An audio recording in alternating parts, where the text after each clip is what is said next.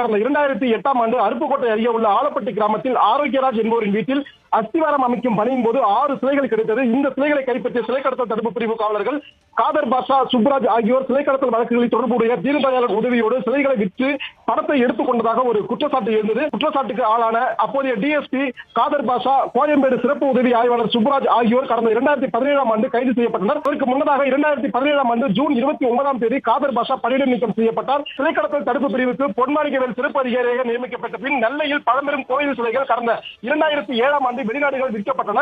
இந்த சம்பவத்தில் டிஎஸ்பி காதர் பாஷாவுக்கு தொடர்பு இருப்பதாக கண்டறியப்பட்டதை அடுத்து அவர் மீண்டும் 2019ஆம் ஆண்டு கைது செய்யப்பட்டு சிறையில் அடைக்கப்பட்டார். இந்த நிலையில் தான் காதர் பாஷா சென்னை உயர்நீதிமன்றத்தில் ஒரு வழக்கு ஒன்றை தாக்கல் செய்தார். தன்னை பழிவாங்கும் நோக்கில் தனக்கு எதிராக பொய் வழக்கு பதிவு செய்த சிலை கடத்தல் தடுப்பு பிரிவு அதிகாரி பொன்மாணிக்கவேல் எதிராக வழக்கு பதிவு செய்து அவரிடம் விசாரணை நடத்த வேண்டும் என அவர் சென்னை உயர்நீதிமன்றத்தில் மனு தாக்கல் செய்திருந்தார். பொன்மாணிக்கவேல் மீது இது சம்பந்தமாக வழக்கு பதிவு செய்து அதிகாரிகள் விசாரணையை தொடங்கியிருந்தார்கள்.